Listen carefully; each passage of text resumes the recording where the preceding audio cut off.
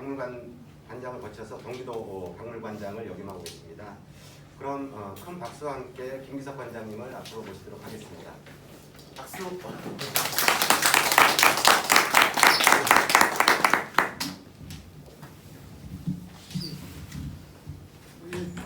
필요한가요? 이 마이크가.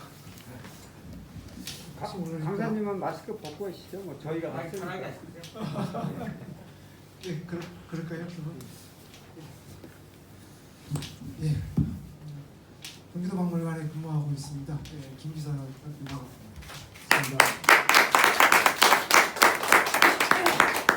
제가 오늘 이제 말씀드릴 주제는 평택시에서 지금 추진하고 있는 박물관 건립 사업과 연동되어 있는 건데요. 우리는 도대체 왜 박물관을 지어야 되고 박물관 안에는 도대체 뭘 전시하고 교육해야 되는가라고 하는 그런 부분입니다.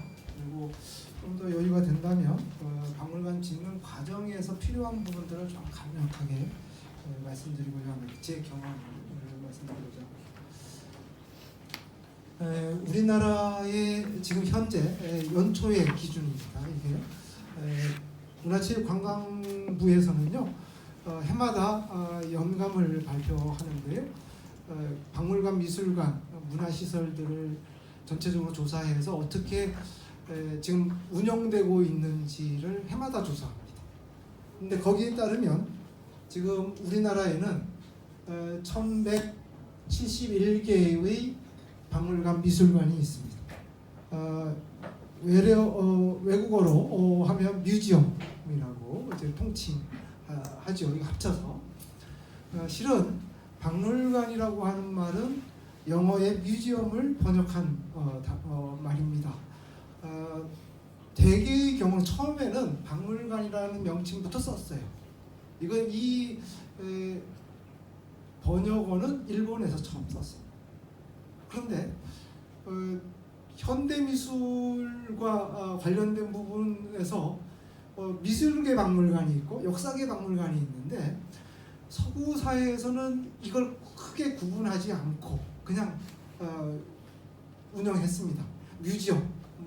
근데 거기에는 미술품 중심으로 사실은 역사를 설명하는 그런 경향들이 있었고요. 여기에는 뭐 복잡한 사정들이 있는데요. 실은 이탈리아 쪽에서는 약간 도서관하고 박물관이 합쳐서 같이 운영되는 경향이 있었고요. 그다음에 영국이나 프랑스 쪽에서는 도서관하고 분리돼서 미술품과 역사를 같이 묶어서 설명하는 그런 경향이 훨씬 더 강하게 나타나게 됐는데 그래서 뭐 서구에서는 그냥 자연스럽게 아트 뮤지엄과 히스토리컬 뮤지엄이 이게 그냥 섞여서 그냥 한 군데서 뭐 전시가 되고 교육도 했습니다. 지금도 그렇게 하고 있고요. 그 전통 때문에. 근데 이게 아시아로 오게 되면서 제국주의 같은 경우는 이게 약탈해가지고 유물들을 갖다가 막 전시하다 보니까 그걸 굳이 그렇게 막 밝히고 싶지 않아서 그냥 그렇게 했는데 아시아 같은 경우는 약탈의 경험들이 많다 보니까 이거를 남한테서 가져온 것 없고 주로 뺏긴 것만 있고요. 그러다 보니까 이걸 구분하는 거에 처음부터 약간 구분하는 쪽으로 열심히 이제 들어가게 됩니다. 그래서 미술관, 아트 뮤지엄 하면은 현대 미술 중심으로 하게 되고 과거의 역사상 미술사적 미술품들은 골동품 뭐 이렇게 불리기도 하는 그런 부분들은 이 역사 쪽에서 담당하는 그런 경향들이 굉장히 짙게 됩니다. 그래서 특히 한자를 쓰는 중국, 한국, 일본에서만 미술관이라는 용어를 따로 번역해가지고 씁니다. 그러니까 거기에는 뮤지엄은 뮤지엄인데 우리는 히스토리컬 뮤지엄이 아니야 라고 역사 박물관이 아니야 라고 하는 미술박물관이야 줄여서 미술관이라는 표현들을 언젠가부터 쓰게 되고요. 그거는 20세기 초반부터 그렇게 쓰긴 합니다만 어쨌든 그게 점점 자리를 잡아가지고 지금 하나의 미술관이라고 하는 명칭이 한국 사회에서는 아주 자연스럽게 자리 잡게 됐죠. 근데 이 두 개는 굉장히 큰 역할의 차이가 있습니다. 복잡한데요. 그런데 뭐 좀 이따 말씀드리겠습니다만은 사명이 다르거든요. 미션이 다른 거죠. 그런데 그 사회에서 요구하는 박물관의 기능은 기본적으로 역사계 박물관. 그래서 역사계 박물관들이 기본적으로 많습니다. 과학을 다루는 과학관도 있지만 아주 수가 적고요. 그런 경우에도 과학사라고 하는 역사성을 전제로 해서 정리하는 경우가 많고, 그래서 박물관 하면 그냥 통칭된 광의의 어떤 박물관이라는 명칭이 있고, 협의로 들어가게 되면 좁은 의미로 들어가면 기본적으로 역사계 박물관. 그래서 박물관은 그냥 그거 없이 그냥 박물관 이렇게 칭하기도 하지만 역사 박물관이라고 정체성을 그냥 강하게 드러내는 그런 경우도 있습니다. 그런 정도 다 합쳐서 900개 정도. 미술계 박물관, 여기는 한국 사회 같은 경우는 현대 미술이라고 하는 그런 이제 그런 정체성을 담고 있는 건데, 그게 271개 전국에, 그래서 합쳐서 1171개를 세고 있습니다. 그 중에 경기도에 지금 182개 제일 많죠.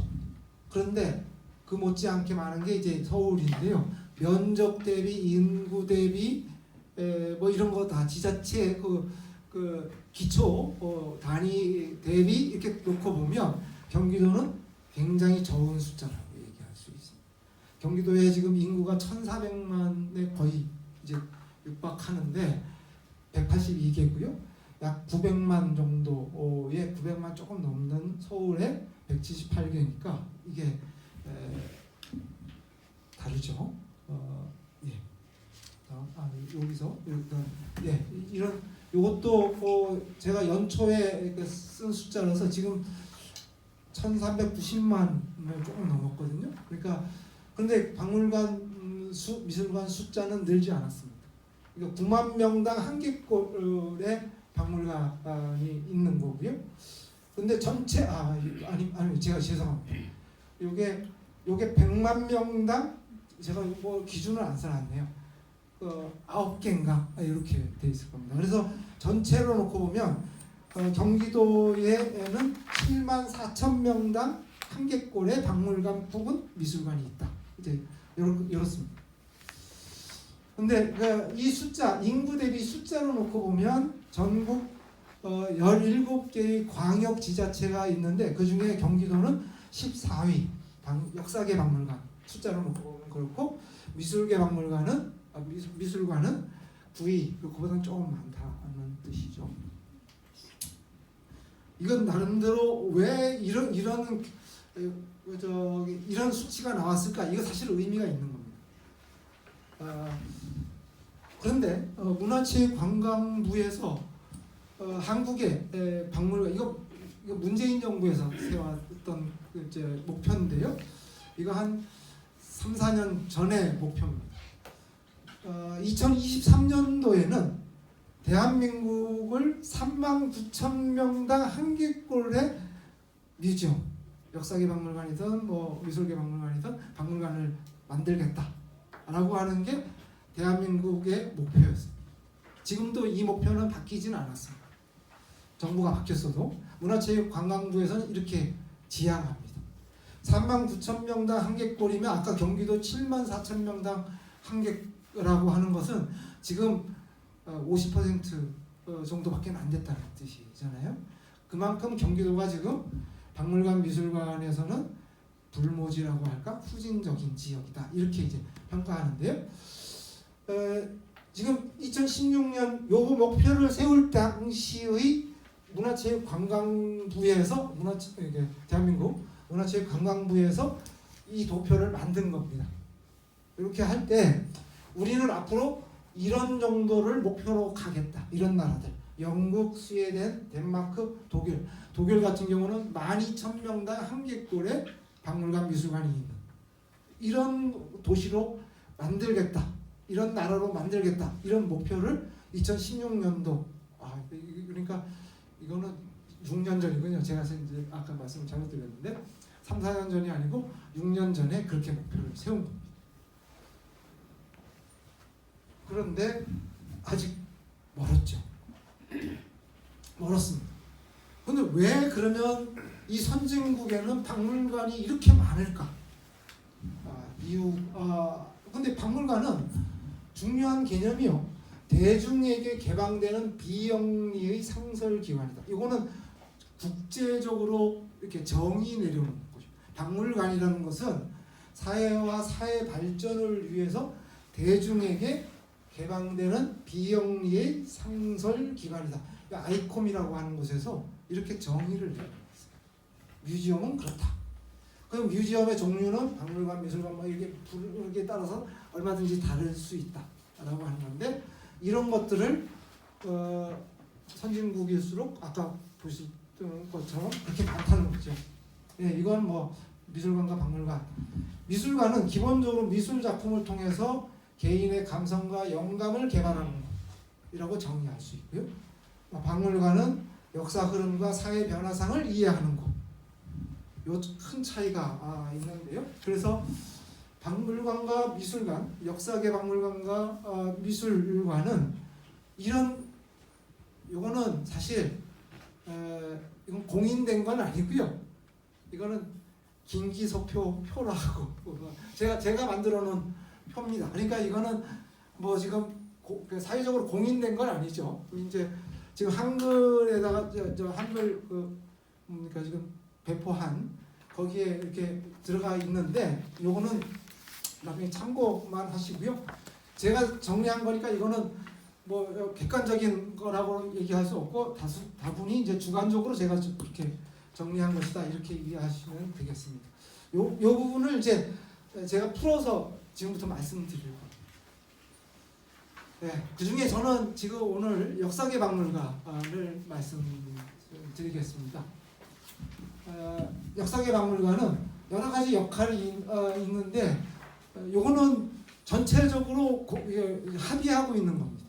역사계 박물관들은 대체로 정치적인 목적이 이런 것들이 있고요. 어떤 지역의 정체성, 국민 단결, 시민의 어떤 뭐랄까 공동체 의식 함양 뭐 이런 것들을 목표로 합니다. 목적으로 하고요. 그다음에 문화유산의 전승 뭐 그런 것들을 관리하고 이제 뭐 그런 부분들이 또 하나의 역할이고요. 또 하나의 관광 자원으로 삼는다. 뭐 이런 다양한 목적들을 가지고 있는데 이게 큰 틀에서 우리가 보통 제시하고 있는 박물관의 역할입니다. 박물관은 그 안에서 역사를 다루고 있죠. 여기서 이제 보시는 것은 문화유산을 전승하는 게 큰 역할인데 학교에서 가르치는 것과는 분명히 역할이 다릅니다. 이제 그것도 이거는 뭐 이런 정도만 보시고 이제 앞으로 얘기하면서 나누겠습니다. 학교에서 요거는 학교 교육에서 중학교 지금은 이제 거민종 교과서입니다만은 국정교과서 2002년도 마지막 단계의 국정교과서 낼 때 국정교과서 맨 첫머리에 이렇게 정리했습니다. 우리는 왜 국사를 가르치고 배우는가? 거기에 이렇게 정의되어 있고요. 거민종에서도 이건 달라지지 않습니다. 그러니까 이것은 기본적으로 학교에서 국사를 필수 과목으로 만드는 이유 적어도 중학교에서 가르칠 때 이건 교사들도 이런 것들을 유의하면서 가르치세요. 뭐 이런 이제 일종의 미션인데요. 기본 지식을 우리 역사의 기본 지식을 가르칩니다. 여기에서는 분명히 나와 있습니다. 암기하려고 하게 하지 말고 이해시켜라. 그리고 배우는 사람들도 외우려고 하지 말고 이해해야 된다. 이렇게 돼 있습니다. 우리는 이제 이 말 잘 안 듣죠. 암기가 더 효과적인 뭔가로 이제 착각하고 오랫동안 살아오기도 했는데 교과서에서는 절대 그런 걸 강조하지 않습니다. 분명히. 두 번째로는 역사적으로 생각하는 능력을 배양한다. 이렇게 돼 있고, 요거 지금 요것들은 거기에서 지금 교과서에서 우리가 역사를 왜 배우는지를 딱 설명하는 문구 그대로입니다. 제가 개인적으로 뭐 첨언하지 않았습니다. 이렇게 역사적으로 생각하는 힘을 기르는 일이 무엇보다 중요하다라고 요걸 강조하는 이유가 저는 있다고 좀 이따 좀 말씀드리겠습니다. 스스로 역사 발전의 마지막에 그러니까 모델을 멘토를 역사상 인물 중에서 찾아가지고 자기도 그런 사람이 돼서 후손에게 나도 그런 존재가 되겠다라고 하는 생각을 갖게 하겠다라고 하는 게 또 하나의 큰 이유. 그러니까 나 혼자 잘 먹고 잘 사는 게 아니라 이완용처럼 그런 사람이 아니라 안중근 같은 사람이 돼야 되겠다 이렇게 생각하도록 만든다. 이거 굉장히 큰 사실은 목적성이 있는 거고, 다르게 하면 사람을 그렇게 세뇌시켜 가겠다. 또 나쁘게 표현하면 이렇게 이제 이런 정치적 의도를 가지고 있는 것이 역사 과목이다 이렇게 볼 수 있다. 네. 우리가 학교에서 많은 것을 배웁니다. 바깥에서도 배우는데요. 배우고 있는 과목들을 가만히 들여다보면 두 부류로 우리가 이게 구분할 수 있습니다. 첫 번째, 개인의 발전을 도모하는 과목이 있습니다. 국어, 영어, 수학, 미술, 체육, 음악 뭐 이런 것들이. 이것은 배운 사람만 똑똑해지고요. 배운 사람만 쓸 수 있고요. 배운 사람의 능력만 향상되는 거예요. 옆 사람이 혜택 보지 않습니다. 내가 영어 배웠는데 옆 사람이 번역, 통역해 주기 전에는 그 혜택 볼 수 없습니다. 배운 사람만 똑똑해지는 거예요. 미술도 마찬가지죠. 내가 그리고 내가 미술 관람을 하면 나만 똑똑해지는 것이지 옆 사람이 그 혜택 보지 않습니다. 그런데 사회윤리, 역사 이런 것은요, 배운 사람이 불편해져요. 예. 국어, 영어, 수학, 미술, 체육 뭐 이런 것들은 배운 사람이 건강해지고 막 이러잖아요. 혜택을 막 봅니다. 이쪽은 혜택을 못 봅니다. 어떻게 보면 한쪽으로 피곤해져요. 사회 시간에 배우는 거 이거잖아요. 인사 잘해라, 휴지 주서라, 자리 양보해라, 그런 것들이. 내 집 앞 깨끗이 쓸어라, 다른 사람들한테 피해 주지 말아라, 다 자기를 통제하라고. 불편하죠. 그 중에 압권이 역사입니다. 배워라 이순신, 배워라 안중근, 다 비명에 가신 분들, 명대로 다 못 사신 분들 배우라고 하고요. 배우지 말아라 이완용, 송병준, 을사오적 이런 사람들 손자까지 지금 미국에서 미국 국적 가지고 있으면 잘 먹고 잘 사는 사람들, 이 사람들 배우지 말라고 가르치거든. 이거는 개인의 욕심으로 놓고 보면 굉장히 부담스러운 일이에요. 이게 그 역할을 하는 거예요.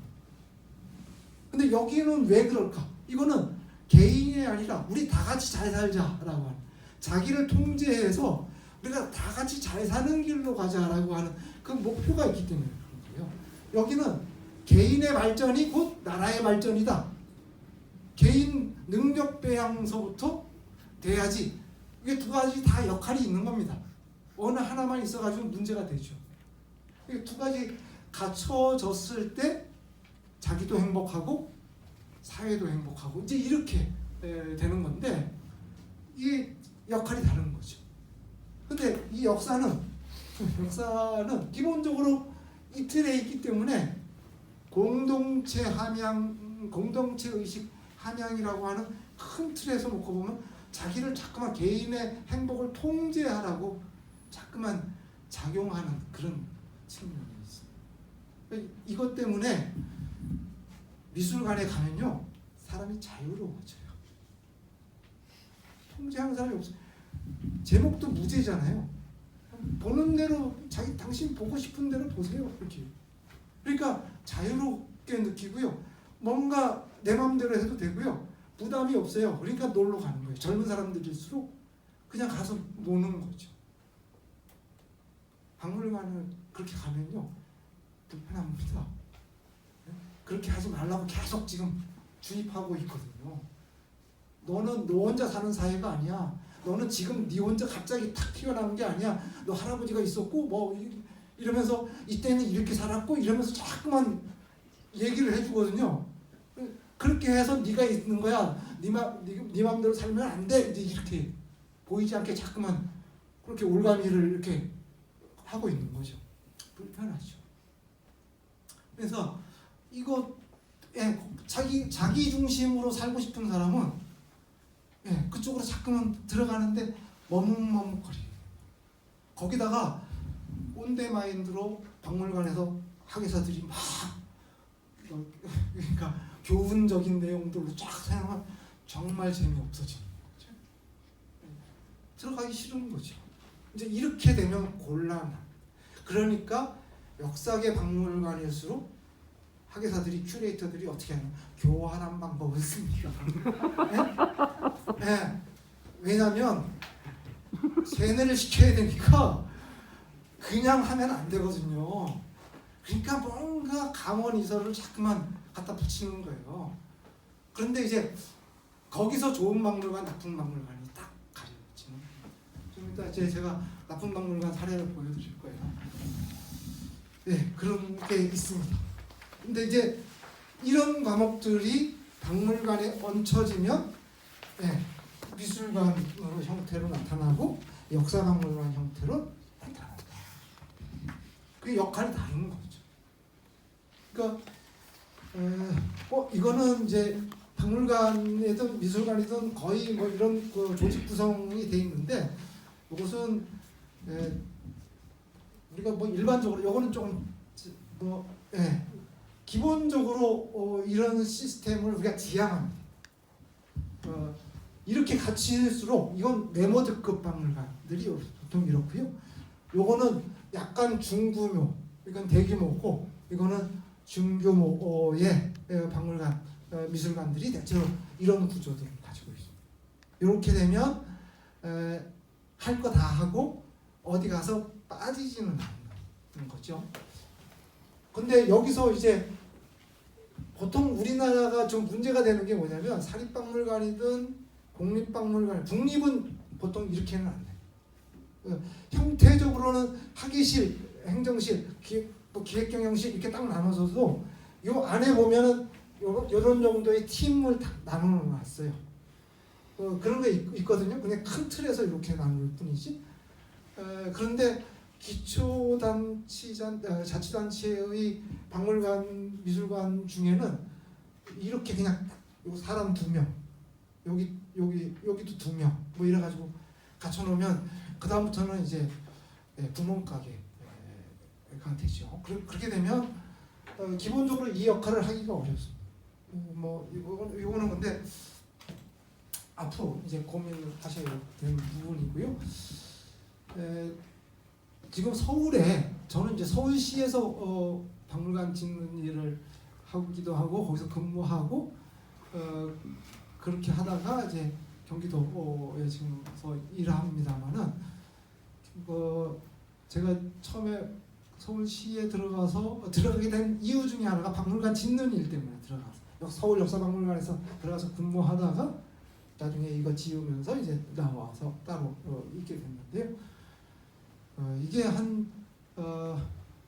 이게 오래 안 됐습니다. 이게 박물관 이렇게 요게 2002년도에 개관했으니까 진짜 얼마 안 됐어요. 이 서울역사박물관을 짓게 된 이유가 뭐냐면 이런 겁니다. 제가 이거 짧게만 말씀드릴게요. 서울올림픽을 치르려고 딱 하니까 1986년 아시안게임이 있었고 88년도에 서울올림픽이 있었죠. 이때 올림픽을 딱 치르려고 보니까 이제 관광 외국인들이 막 들어오잖아요. 그전에는 서울시가 무슨 생각을 했냐면 야 서울에 중앙박물관이 있는데 뭐 박물관이 시립박물관이 왜 필요해? 이렇게 생각을 했어요. 그랬는데 중앙박물관이 서울시를 얘기해 줍니까? 대한민국을 얘기하는 것이죠. 아닙니다. 그러니까 기본적으로 자기를 설명할 서울의 역사, 서울이 어떤 곳이다, 어떤 도시다. 우리는 자랑스럽게 생각하는데 올림픽도 열게 됐으니까. 그런데 서울을 설명할 곳이 없는 거예요. 사람들이 왔는데 서울은 어떤 도시예요? 말로 설명할 수밖에 없는 거죠. 그 많은 사람들한테 일일이 다 통역하면서 얘기하려니까 이게 뭐 전달이 되겠습니까? 거기서 이제 하려고 준비하는 과정에 이거 필요하구나 이렇게 느낀 거예요. 그래가지고 부랴부랴 막 부스를 막 만듭니다. 그래서 올림픽 기간에 뭔가 서울의 역사성과 뭐 자랑하는 문화재 뭐 이런 것들을 막 설명하려고 막 부랴부랴 만드는데 임시로 잘 안 돼요. 그래가지고 꾸역꾸역 어떻게 해가지고 그냥 한쪽에다가 조그맣게 했습니다. 하고 하면서 자존심이 엄청 상한 거예요. 그래서 야, 외국 사람들이 왔는데 보니까 우리가 준비가 정말 안 돼 있구나 이걸 느꼈어요. 그리고 나서는 박물관을 열심히 이제 짓는 일에 돌입합니다. 그래서 D-Day로 잡은 게 뭐냐면 94년도 1994년에 왜 94년으로 했냐? 1392년에 이성계가 왕위에 딱 오른 다음에 94년도 가을에 수도를 한양으로 옮겼거든요. 야, 94년 요거 정도 600년 딱 행사 딱 맞춰가지고 그래서 94년도에 600년 되는 해니까 그때 짠 하고 박물관 문을 열자 준비를 쫙 합니다. 88년 뭐 고무렵서부터 막 86년 8년 뭐 고무렵서부터 하는데 이게 금방 안 돼요. 6년 8년 되겠습니까? 94년도에 문을 못 열어요. 그냥 준비가 아예 잘 안 됐는데 그런데 더군다나 그걸 준비 안 된 거에다가 핑계거리가 하나 탁 행사도 막 하려고 했는데 뭐 그 행사조차도 못 열게 하는 핑계거리가 하나 생겼습니다. 이게 뭐냐면 성수대교가 여름에 무너지면서 그게 그냥 싹 날아가요. 부담감 확 이제 없앤 거죠. 그래서 내년도에 하자. 근데 건물도 아직 못 지었죠. 그런데 이제 그러고 밀었는데 다음에도 못합니다. 삼풍백화점이 부르죠. 그러니까 엎어진 김에 쉬어간다고 천천히 가자. 그래서 준비하면서 간 게 겨우 2002년에. 근데 여기서 중요한 게요. 2002년도에 그러니까 94년도 목표로 해가지고 막 터 잡고 막 이렇게 가지고 준비했어요. 근데 그 터를 어디도 잡았냐면 정도 600년에다 맞췄으니까 어떻게 하겠습니까? 5대 궁궐 중에 하나, 조선 궁궐 중에 경희궁터에다가 딱 박물관 미술관을 만들자. 그래가지고 이 건물을 만들었어요. 반은 박물관, 반은 미술관. 이때만 해도 이해가 깊지 않아가지고 프라이드 반, 뭐 양념 반 뭐 이렇게 생각을 한 거예요. 한꺼번에 다 하자. 꼭 먹고 알 먹자 이렇게 다 했는데 하다 보니까 그게 아니구나. 이게 역사계 박물관하고 미술계 그 미술관하고 엄청난 차이가 있구나. 이거 안 되겠는데? 이런 생각이 드는 거예요. 그래가지고 미술관의 몫은 딴 데로 보냈습니다. 그래가지고 딴 데로 보내고 이것만으로도 역사 박물관 만들기도 벅차다. 뭐 이제 이런 정도가 됐어요. 근데 이거 굉장히 그 당시만 해도 엄청 큰 거였습니다. 6,000평인데요. 그 당시 박물관 웬만한 작은 박물관은 3,000평도 안 되던 그런 식. 2,000평대가 크다고 한 때였는데 그 몇 배로 6,000평을 지었죠. 지금은 이것도 작다고 합니다. 근데 어쨌든 그렇게 해서 지었는데 그래가지고 준비해가지고 94년에 문을 못 열고 8년 뒤인 2002년도에 문을 엽니다. 그런데 8년 동안 이렇게 딜레이 되면서 이렇게 준비한 거예요. 준비하는 과정에 무슨 일이 생겼냐면 1997년인데요. 1997년도에 서울 송파 풍납동이라고 하는 곳에서 아파트를 짓다가 거기서 백제 유물들이 엄청나게 많이 쏟아져 나옵니다. 주거지들이 막 발견이 돼요. 그러면서 역사학계가 어떻게 변했냐면 백제의 수도가 여기인데 백제의 왕성이 여기였는데 이게 삽시간에 97년도에 발굴을 했는데 이게 이제 아파트 짓다가 나왔잖아요. 아파트 짓는 사람들이 쉬쉬하다가 이 걸렸어요. 그래가지고 이제 문화재연구소에서 들어가가지고 쫙 조사하고 나니까 학계가 발칵 뒤집힙니다. 98년도에는 5대 일간지의 일면에 실립니다. 백제의 왕성을 찾았다. 여기다. 이제 이렇게 나온 거죠. 여기 요 지점쯤 여기다. 98년도에 그러고요. 그리고 나서 2002년도 아까 저 국정교과서 중학교 교과서 거기 보면 풍납동 토성 사진을 보여줍니다. 백제의 건국을 설명하면서 이제 이미 교과서에 그렇게 실려버리거든요. 눈 깜빡 몇 년 사이에 딱 실려버려. 그 정도로 학계가 자신 있는 거예요. 문화재청이 여기다라고 공인을 거의 해버려요. 2000년경에. 자, 문제는 2002년도에 서울역사박물관을 문을 여는데 94년도에 세웠던 전시 계획 있잖아요. 8년 동안 늦어졌지만 2002년에 그 계획에서 못 벗어난 거예요. 왜? 공무원들 특유의 정신 있잖아요. 계획대로 정신에 입각해서 그냥 쭉 밀고 나가는 겁니다. 그래서 경희궁터에 박물관 짓고 그러니까 거기에 맞춰서 한양 천도서부터 역사를 설명하기 시작합니다. 자, 그런데 역사 교과서는 어떻게 되어 있어요? 2000년경에 이미 이거 없어도 되겠습니다. 들리시죠? 네네. 2000년경에 이미 서울은 백제의 수도였다. 500년 수도였다. 이렇게 학교에서 가르치기 시작한 거예요. 서울시가 복잡해진 겁니다. 이게 박물관은 역사박물관을 이게 한양 천도서부터 시작하고 백제 500년은 저 끝에 가가지고 이제 설명하기 시작하는 거예요. 그렇게 하기가 그렇게 할 수밖에 없는 게 경희궁터에다 박은 거죠. 그러니까 그런데 이제 거기다 더 문제가 된 게 뭐냐면 이 풍납동 토성에서 유물이 10여만 점이 출토가 됐습니다. 토기 조각들이긴 하지만 굉장히 많은 유물들이 쏟아져 나왔어요. 근데 그 유물들을 갖다 놓을 곳이 없어요. 문화재연구소에서 발굴한 다음에 좋은 것들은 자기들이 이렇게 전시실에 이렇게 해놓고 나머지 이거 서울시에서 책임져 이렇게 이게 서울 유물이잖아. 이거 갖다 줄 공간 좀 줘 이렇게 하는데 서울시에서는 없어요. 이 박물관에 지을 때 수장고를 이렇게 많이 할 줄 모르고 수장고를 조그맣게 줬거든요. 조금 해도 그래도 여기는 수백 평 정도인데.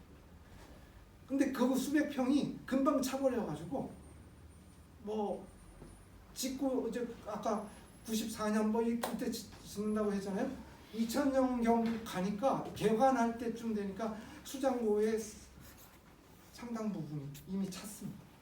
그래서 여유 공간이 그렇게 많지 않아요. 그러니까 이게 뭐 서울시에서 답을 하기가 어렵죠. 그래서 문화재청에서 막 서울시에다 압박을 합니다. 근데 서울시에서 그때 2004년경에 이거 이제 개관을 했죠. 개관하고 나서 2004년경에 뭘 했냐면 2004년경에 청계천 보건공사를 이제 추진합니다. 문화재청에서 협조 안 해. 그런 거예요.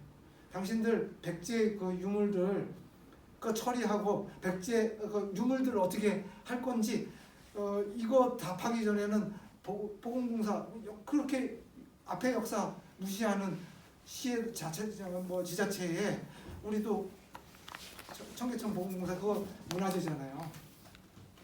뭐 다리 막 나오고 그거 허가해 줄 수 없어. 이렇게 그래서 서울시에서 난감해진 겁니다. 그래가지고 시장이 나서서 부랴부랴 백제박물관 지어줄게. 이건 우리 필요가 아니라 문화재청 달래느라고 백제박물관 짓겠다. 발표부터 먼저 합니다.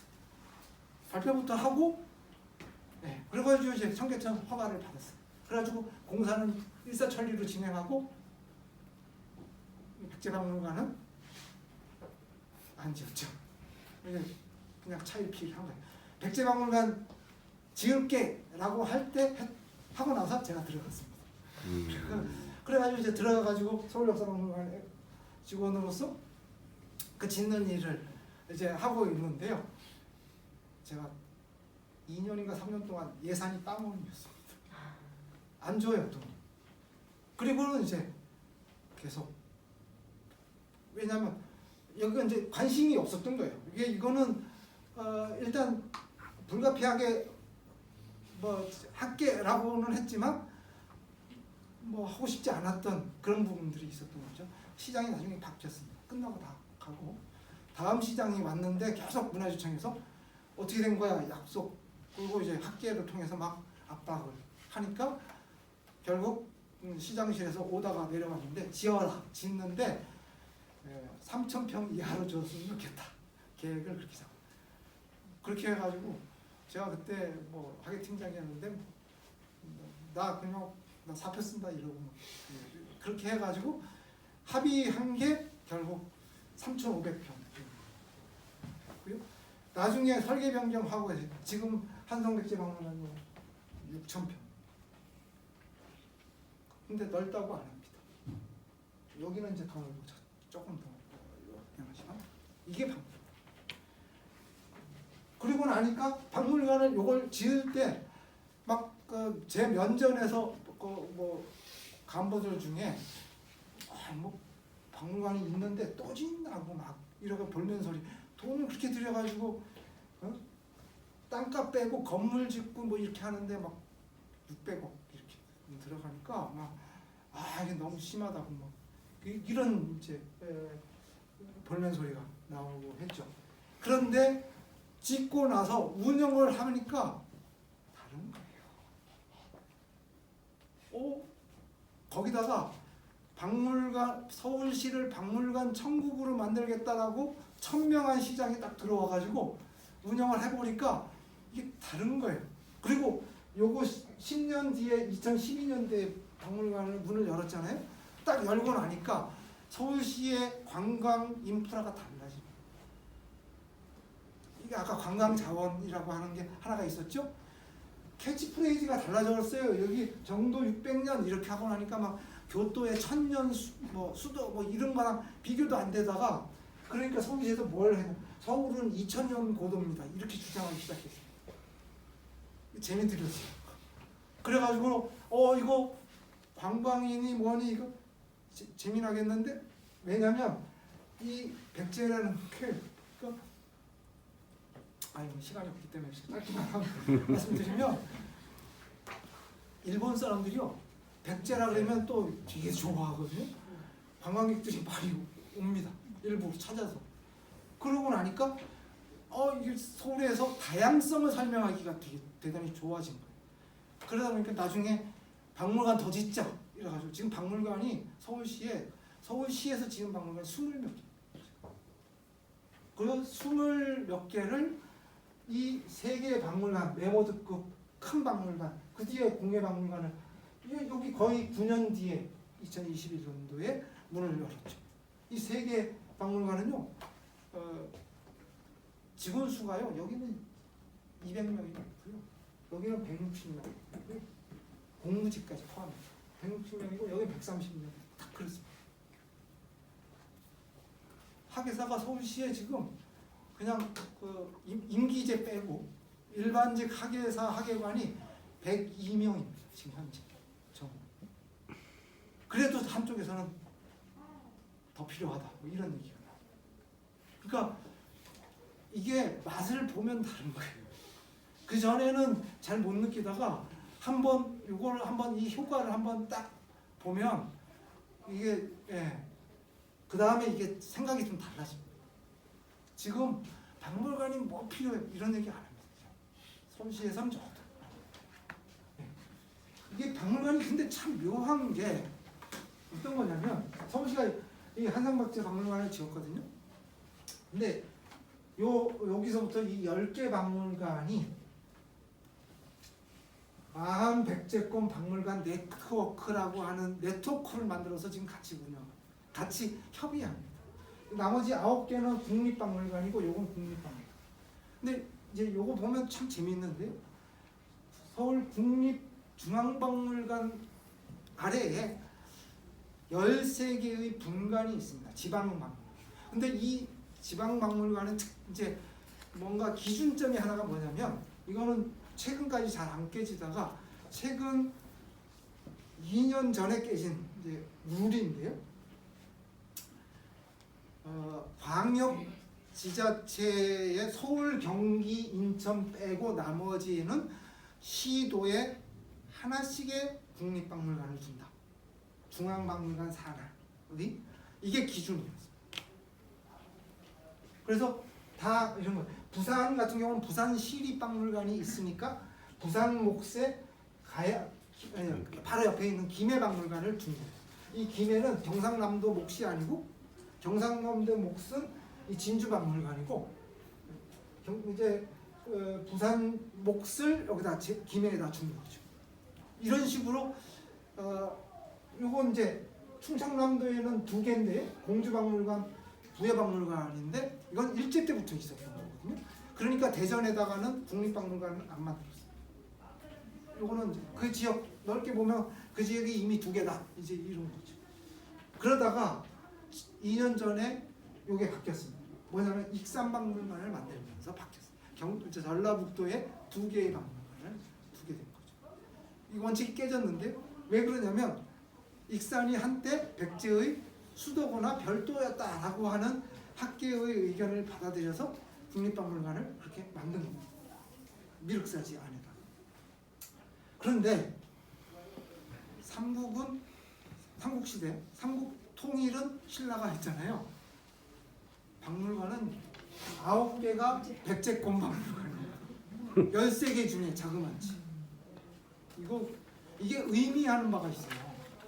신라의 박물관은 대구박물관과 경주박물관. 물론 이건 큽니다. 그죠? 그러니까 수만 작다 뿐이지 이 급수는 높게 이렇게. 그러니까 규모도 크게 이렇게 해놨습니다. 2개고요. 가야계 박물관 2개. 김해박물관과 진주박물관. 진주박물관은 컨셉을 2개로 잡고 있어요. 하나는 가야, 하나는 조선 임진왜란 이렇게 2개로 잡고 있는 거고 그렇습니다. 나머지는 마한, 백제, 제주박물관까지. 문화를 자기 지역의 전통 문화를 어떤 계통으로 이해하느냐 이게 기준이지. 그러니까 여기 다 따지면 이거 다 통일신라 영토예요. 그걸로 계산하지 않는다는 거죠. 자기 정체성을 뭘로 삼을 거냐는 그 지역의 입장, 그 지역의 중심점, 정체성, 뭘로 우리는 우리 문화 계통을 설명하고 있느냐 이걸 기준으로 잡는다는 것이지. 그러니까 거기에는 뭐가 있냐면 특수성, 차별성 이런 것들이 있는 거예요. 똑같이 다 가지고 있으면 그걸 굳이 내세울 필요가 없다는 거예요. 다른 지역과 우리는 뭐가 다르다라고 하는 이게 우리 박물관의 존재 가치이기 때문에 그걸 찾아내는 걸 굉장히 중요하게 생각합니다. 이게 이제 여기서 이제 드러나는 거죠. 그래서 백제를 강조하게 된 거예요. 그 앞에는 이제 박물관이 왜 필요하고 박물관에서 솔직히 뭘 이제 다뤄야 될지 어렴풋이 이제 말씀을 드렸는데 지금부터 말씀드릴 거는 나쁜 박물관. 좋은 박물관이 있고요, 나쁜 박물관이 있습니다. 근데 박물관은 기본적으로 사회의 공익, 사회 발전을 목표로 삼고 있기 때문에 좋은 박물관을 전제로 하고 있습니다. 그런데 그 역할을 잘 하지 못, 사회 발전에 기여하지 못하는 박물관이 있습니다. 사회 발전을 저해하는 박물관이 있다면 그건 나쁜 박물관. 사례를 한번 볼게요. 요겁니다. 사회 발전을 저해하는 박물관. 역사는 기본적으로 과거를 다루고 있는데 이 과거를 다루는 태도는 이런 거죠. 이건 뭐 그렇게 말씀드려야죠. 우리가 이렇게 있으면 사람 속 모르잖아요. 오늘 비가 옵니다만 하늘에서 비가 내려옵니다. 빗방울이 막 떨어지는데 저걸 보면서 저거 H2O가 떨어진다 이렇게 생각하는 사람 없죠. 안 보이죠. 물방울이 떨어집니다.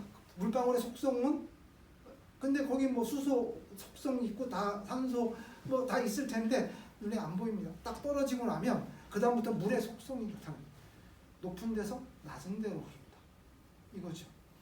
높은 데서 낮은 데로 흘러갑니다. 가령 아주 높은 데서 낮은 데로. 사람도 비슷한 것 같습니다. 저 사람이 H가 두 개인지 O가 두 개인지 안 보입니다. 한길 사람성 모른다고 하잖아요. 모르지만 물방울이 모이면 물의 속성이 나타나듯이 사람들이 모이면 속성들이 나타나기 시작하죠. 속성들이 만들어지기 시작한 거예요. 대중심리라는 거 있고요. 지역 정서라는 거 있고요. 국민성이라는 거 있고요. 이런 것들이 나타나죠. 이런 것들이 어느 한 방향으로 흐르기 시작합니다. 그렇죠? 그 흐르는 방향을 물꼬를 어디로 트느냐에 따라서 방향이 달라지는 거죠. 과거에 비가 이렇게 내려올 때 백마지기 논을 가지고 있는 사람이 저희는 뭐 그런 건 없었습니다만 예, 비가 억수같이 오는 날 물꼬를 어느 쪽으로 틀지 고민합니다. 왼쪽으로 트면 우리는 백마지기 다 무사하게 만들 수 있는데 대신 저기 500m 아래쪽 아랫마을 50여 호가 물에 잠길 것 같아요. 오른쪽으로 물꼬를 트면 저 50여 호는 무사하겠지만 우리는 100마지기 중에 90마지기는 물에 잠길 것 같아요. 올해 농사 망치는 겁니다. 이럴 때 고민하는 거죠. 변명할 준비 딱 하고 왼쪽으로 물꼬 트는 사람이 있습니다. 네, 이완용, 송병준 같은 사람. 대중들에게 당신들 이렇게 가시오 이렇게 해놓고 자기는 자기 안위를 잘 살려놓는 그런 사람. 그냥 눈 딱 감고 오른쪽으로 올해 농사 망치지 뭐 하고 오른쪽으로 물꼬 트는 사람이 있었습니다. 이순신, 안중근 같은 사람이시죠. 역사상 항상 있었습니다. 그러니까 물처럼 사람들의 대중 심리나 어떤 생각들을 어느 방향으로 끌고 갈지 이거 지도자의 몫입니다. 그거에 따라서 미래가 달라지는 거죠. 그 미래 때문에 과거를 배우는 거 아니겠습니까? 그러니까 과거를 들여다보면서 야 우리 찬란했다, 아 자랑스럽다 이것도 물론 중요하지만 그게 그 마음이 지나쳐서 미래를 사는데 지장이 된다면 그거는 차라리 안 배우는 게 나은 거죠. 여기 하나의 사례가 있어요. 제가 이거는 2015년도 2월에 직접 가서 찍은 건데요. 도쿄 시내 2월에 쫙 그 거리를 이렇게 걷는데 한 8대 정도, 8대에서 10대 정도의 차량들이 쫙 줄지어 가면서 뭐 스피커로 막 이제 어떤 아주 비장한 어조의 여성 목소리가 계속 흘러나오는데 잘 못 알아듣긴 하는데 어쨌든 사람들 막 격동시키는 그런 목소리. 그렇게 해서 그 목소리를 따라 가는데 뭐 여기 지금 우결기, 전범기도 있고 이런 것도 막 달고 갑니다. 한두 군데 가가지고 딱 이렇게 정렬했는데 거기가 어디냐면 야스쿠니입니다. 갔더니 이 차에서 군복 입은 사람들이 방대래요. 사제 군복. 두 가지 색깔의 군복들이었는데 이렇게 초록색 군복을 입은 사람도 있고 1940년대 일본 분들이 입었다는 노란색 군복들을 입은 사람들도 있고 이런 사람. 그 중에는 일부는 총과 칼도 가지고 있는 사람들이 있어요. 그러니까 어깨총 해가지고 4명이 이렇게 줄지어서 퍼포먼스 이렇게 건너 행진하는 그런 퍼포먼스들 여기 야스쿠니 신사 안에서 막 돌더라고요. 여기가 그때 휴일이었어요. 그런데 어쨌든 자기들끼리 여기서 이제 이런 모습들 합니다. 그래서 이제 뭐 저는 그날 마침 야스쿠니 신사로 갈 생각이 있어서 따라간 거긴 하지만 어쨌든 이제 가서 보고 뭐 사진을 그때 몇 개 찍고 이제 이 안에 잘 안 알려져 있지만 굉장히 큰 일본 굴지의 박물관이 있습니다. 신사 건물보다 더 큽니다. 훨씬 큽니다. 네, 여기서부터 지금 이렇게 여기다 차 세워놓고 있는 거예요. 이렇게 쭉 들어가면 여기가 박물관. 자, 그런데 여기가 신사. 이렇게 해서 이제 들어가는데 뭐 가는 과정에 여기 보면 막 나치군 이름들이 엄청 많습니다. 유명한 사람들 엄청 많습니다. 이거 다 돈 낸 사람들. 네, 이게 박물관 건물인데요. 입구는 이쪽이고 이쪽에서 이렇게 돼 있어요. 그러니까 박물관이 제가 봤을 때는 전체적인 규모로는 도쿄 국립박물관 비슷하게 큽니다. 전체를 관람할 때 이 야스쿠니 신사의 박물관이 유슈칸이라고 하는데요. 이 유슈칸에서 안내하고 있는 게 뭐냐면 전체를 관람하는데 7시간 걸립니다. 그래서 전시는 굉장히 잘 해놨어요. 잘 해놨는데 기법상 했는데 그래서 또 6시간, 7시간을 관람할 수 있는 사람이 많지 않잖아요. 그러니까 그걸 또 속성 코스 이래가지고 또 이렇게 표시를 해놓고 2시간짜리 뭐 이렇게 만들어 놓기도 하고 막 그렇게 했습니다. 들어가면 돈 냄새가 풀풀 나요. 여기가 이제 이건 제가 이제 이 건물이 다 안 들어오니까 모형으로 만들어 놓은 거 찍은 건데 입구 이렇게 들어가고 여기가 이제 모형인데 요 모습입니다. 바깥에서 이렇게 찍은 모습인데 이게 다 박물관.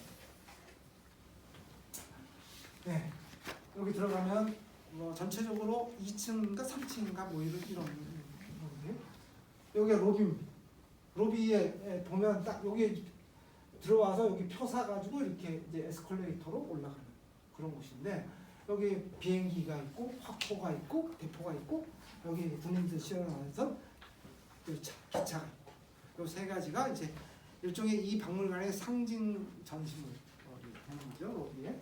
네, 이게 에스컬레이터 이렇게 타고 올라가서 이렇게 복도로 들어가면 여기 전시 입구가 있는. 네, 이렇게. 그렇죠? 근데 전시라는 게 이게 참 아까 제가 교활하게라는 표현을 썼잖아요. 다 의도가 있는. 참 지금 이렇게 보면 그냥 이런 전시물이 있고 사람들이 있구나 이렇게 느끼지만 모든 사람은 여기 박물관에 오는 사람은 표 사가지고 올라오면 이렇게 오게 돼 있습니다. 근데 그 자리를 반드시 오게끔 만드는 이유가 있는데요. 자, 이 위치를 꼭 지나가게 돼 있습니다. 뭐예요?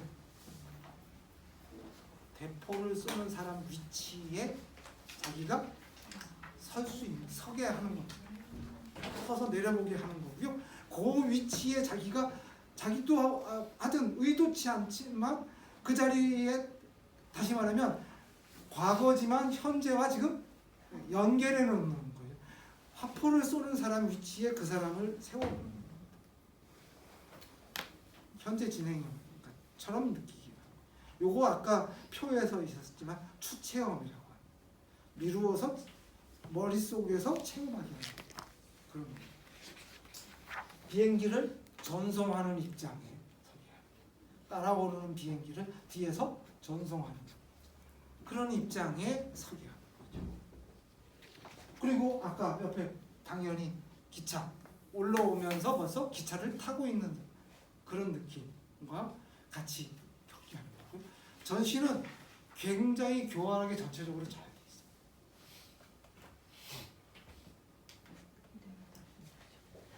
네. 그리고 들어가는 입구에 이렇게 세워놓은 건데 이걸 보여드리는 이유 이거 뭐예요? 사진 찍지 마시오. 안에 보여주고 싶지 않은 거죠. 사람들을 보게 했지만 바깥에 그게 알려지기를 바라지는 않는 거죠. 그래서 사진을 못 찍게 합니다. 안에서는.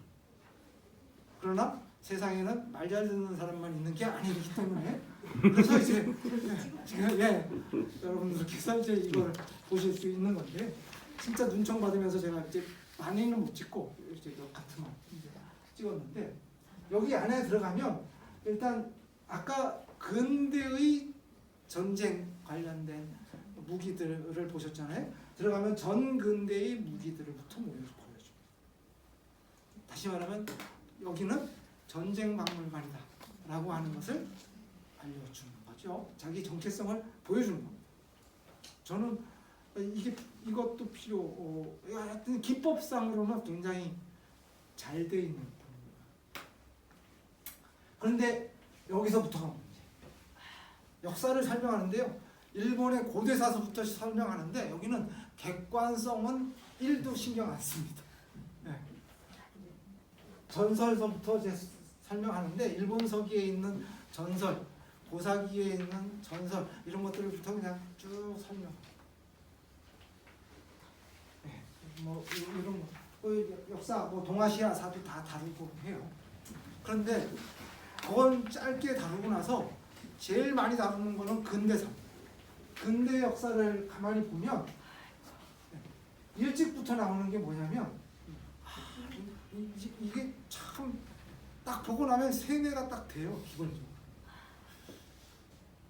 저희가 박물관에서 전시를 할 때 이거는 무슨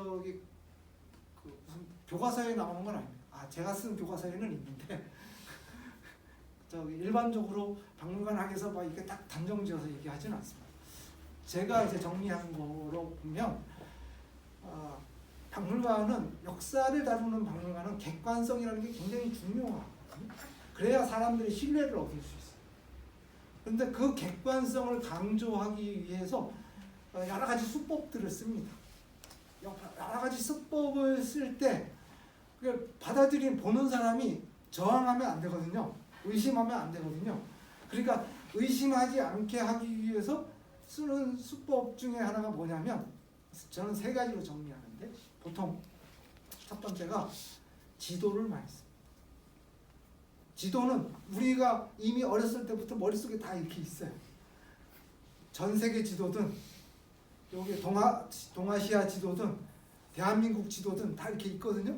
그래서 지도에다가 색깔을 표시하든지 선을 표시하면 세세하게는 아니더라도 이게 저항감이 없이 그냥 쑥 이해를 합니다. 그리고 인상으로 남아요. 그래서 지도에다가 표시를 하면 이 전달력이 굉장히 높습니다. 그리고 의심도 덜 합니다. 왜냐하면 자기가 알고 있는 지식 기반 위에서 뭔가를 좀 덧대는 거기 때문에 그런데 이 유식한 박물관에서는 지도를 굉장히 많이 씁니다. 이게 아주 좀 뭐랄까 아주 참 교활하게 하는 전시 수법이 있는 거죠. 여기다가 이거 보십시오. 화살표, 선, 긋고 색깔 표시하고 이렇게 하면서 전달력이 굉장히 높고요. 이런 거 하고 거기다가 뭐 구체적으로 이런 점선 표시하고 이거 기차선 이런 거 하면 객관적인가 보다. 이건 뭔가 근거가 있구나. 이런 생각을 그냥 받아들이고요. 또 하나는 일부러 색깔을 일장기 색깔로 일본들도 같이 표시하기 시작합니다. 노일전생서부터 이미 이렇게 하거든요. 이미 일본 땅 된 겁니다. 한반도가. 그래서 전체적으로 다 보고 이게 굉장히 한반도가 거기 그 사람들이 이제 조선반도라고 하는 여기를 계속 빨간색으로 계속 보여주다 보면 나중에 어떤 생각이 저는 나올 때 무슨 생각이 일본 사람들이 되게 아까워했겠다. 이걸 이제 우리는 해방 됐는데 저들은 굉장히 아까워했겠다라는 생각이 탁 들고요. 또 하나는 자연스럽게 우리 밑이야 라고 하는 생각을 이렇게 갖게끔 만드는 효과가 있겠다 이런 생각이 저는 들었습니다. 계속 그렇게 보여줍니다. 그리고 또 하나 지도고요. 지금은 이제 요새는 조금 바뀌기 시작합니다.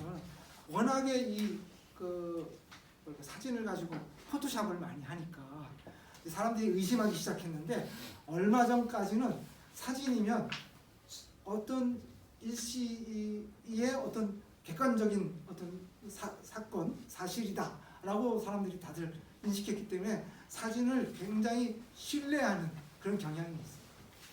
여기 우리는 잘 안 알죠. 이완용, 네. 데라우찌, 총감, 자기들끼리 여기다가 사인한 거 이걸 왜 보여주겠어요? 그거 같이 딱 평화적으로 일본과 대한제국이 합방했다라고 하는 것은 이거는 뭐 아주 나름대로 이거는 계약서가 있는 거야라고 하는 이미지를 딱 보여주는 거죠.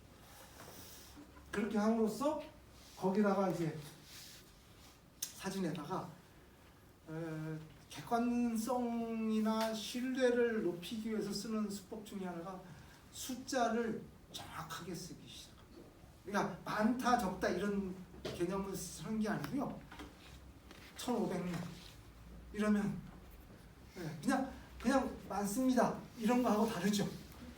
굉장히 정확성이 있고 뭔가 분명한 근거가 있다라고 하는 생각이 들게 되고 그래서 신뢰감이 확실히 높아지죠.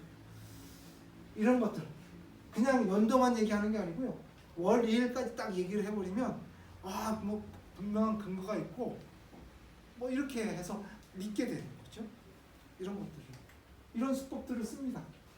1931년 9월 21일 일본인 1,000명, 조선인 1만 7,000명 그게 이제 길림에 거주하고 있었고 이 사람들의 요청에 의해서 일본군이 길림을 이제 점령하게 됐다. 이 근거들을 딱 제시함으로써 우리는 침략이 아니다. 뭐 이제 이런 느낌들을 계속 만들어내는 거죠. 사진과 함께. 네. 그러면 얼마나 정확할까? 네, 이렇게 막 강조하고 있고 이거 보십시오. 이거 기차 노선표 막 이런 것들을 쫙 보여주고 여기 도표 숫자 딱 보여주고 굉장히 정확할 것 같잖아요. 여기 보면 패널이 있는데 1937년 12월 20일에 있었던 패널 이 사건 요겁니다. 12월 20일에 어떤 일이 12월에 어떤 일이 있었냐면 1937년에 우리가 난징 대학살이 있었어요. 소화 12년 12월 여기 보면 6줄로 딱 설명하고 있잖아요. 중국의 난징에 가면 남경에 가면 난징 대학살 기념관이 있습니다. 중국 사람들이 만들어 놓은 박물관이 있는데요. 거기서 설명하는 건 30만 명이 학살된 사건으로 거기서는 설명합니다. 전 세계적으로 기록 문화유산으로 등재되어 있는 거에 보면 최소 15만 명 이상이 학살된 사건으로 난징 대학살을 설명합니다. 자, 그런데 여기 남경 사건에서는 한 줄도 안 나옵니다. 소화 37년 12월 남경을 포위한 마쓰이 사령관은 예하 부대에게 외국의 권익과 난민군을 붉은 것으로 표시한 지도를 배포하고 엄정한 군기 불법 행위를 절대 하지 말아라. 또 군기를 엄정하게 하고 불법 행위를 절대 하지 말아라 라고 하는 명령을 시달했다.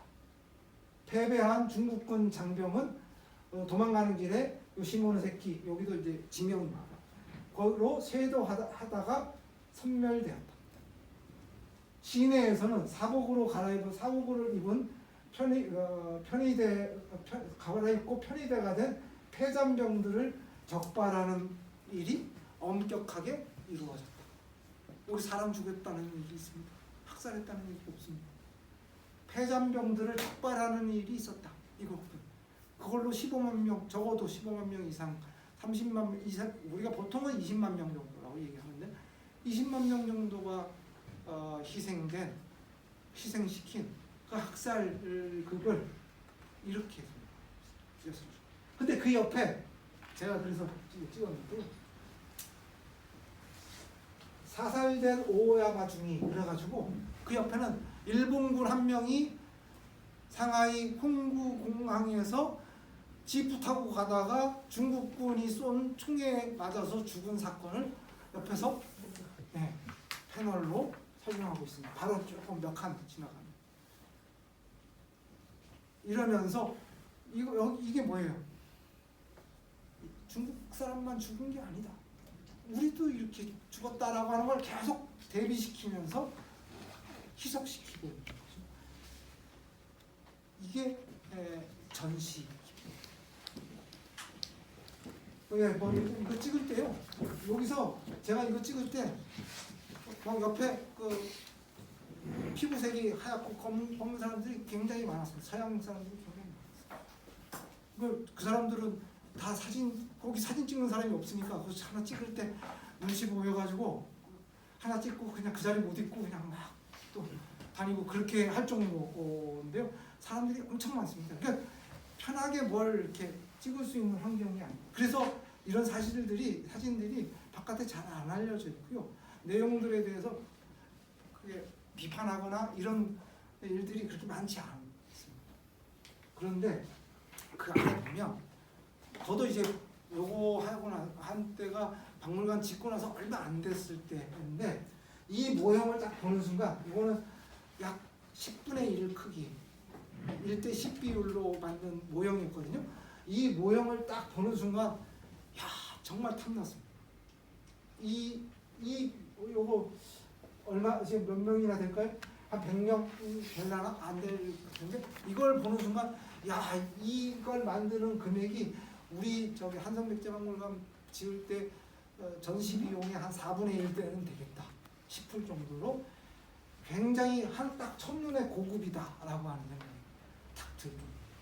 그러니까 이 야스쿠니 신사의 유슈카는 돈을 걱정하는 박물관이 아니다라고 하는 이미지를 여러 군데에서 볼 수가 있습니다. 패널과 뭐 이런 모형에서 볼 수가 있는데 이 모형이 있고 이 모형 옆에는 실물 위에 이것도 이제 아마 재현품 같은데 오하구루마라고 하는 것이 있습니다.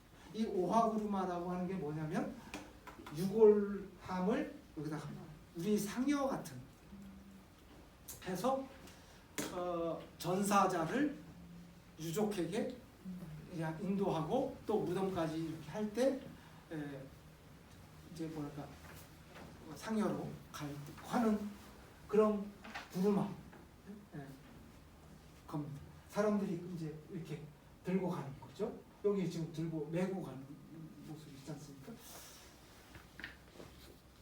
굉장히 거기 시와 함께 어우러져서 분위기가 굉장히 굉장히 엄숙합니다.